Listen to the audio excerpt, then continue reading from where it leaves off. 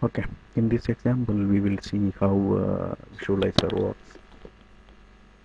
If we see um, in the video you are seeing a string str uh, formed by using a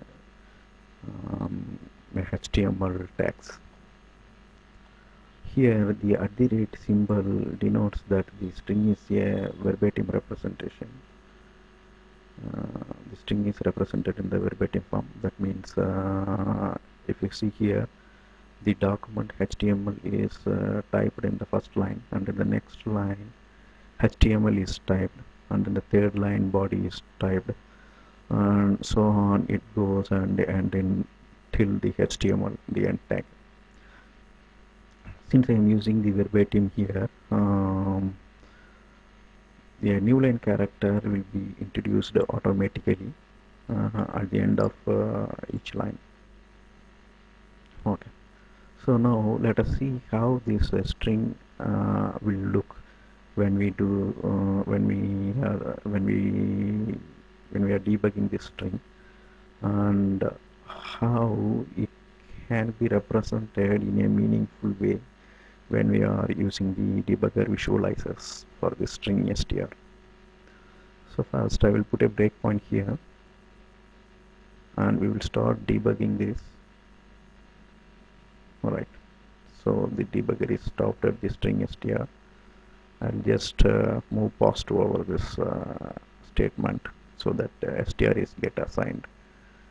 If you see, this is the str and this is the content. So it doesn't have that much pleasing look. And if I go to auto window, here is the content. The value shows the content of the string. Say for example, now I am copying the content of the string, and I'll try to paste that in a notepad.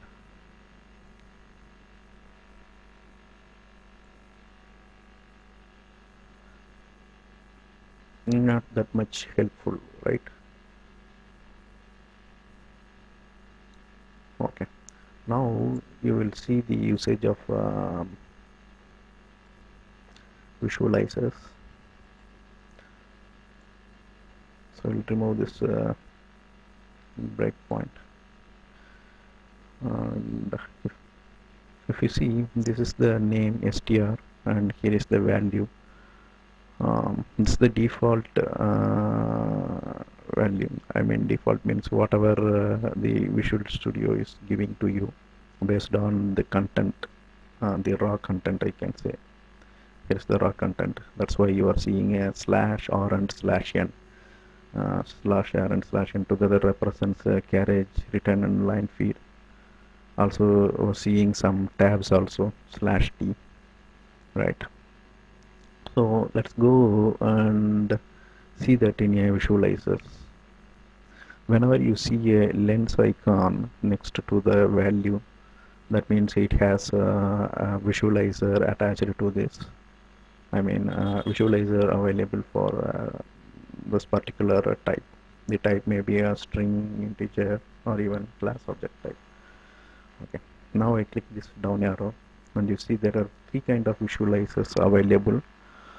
First I want to see this string in the form of a text. So if you see, when you are seeing this in the text form, the carriage return and line feed are actually introduced here. Introduced in the sense you see the meaningful form of the carriage return and line feed. That means you are seeing the first line in the first line and second line in the second line. But here you are seeing the raw form. That means the slash r and slash n. So by this time you have some understanding of what is the visualizer. When you visualize the string in the real text form, kind of how it can be typed in a notepad or how it can be represented in a word processor, right? So that's the visualizer here, text visualizer, a meaningful form of text shown here as it is typed there. That means by putting the carriage return and line feed and making the format, you are seeing the real text, how it can be kind of when I print this text, how it will look, such kind of representation you are seeing here. If you see here, the content of text is actually a HTML, right? So since this is actually a HTML, and you can ask to see the HTML visualizer. The HTML visualizer sees this string in the HTML form and represents this as a HTML. So if I click this HTML visualizer, you can see how this string can be rendered in a browser as a HTML formatted string, right? So now I'll click this HTML visualizer. If you see the same string which is represented here in the HTML form, that's why you are seeing heading 1, heading 2, then some horizontal rulers. Okay, I hope now you have a idea of what is visualizer. So here the visualizer is used to visualize the string in the form of text, in the form of HTML, and if you formatted a XML, then you can see the XML form of representation here in the visualizer, right? Okay. So in this article I'm going to show how we can write our own visualizer. Okay,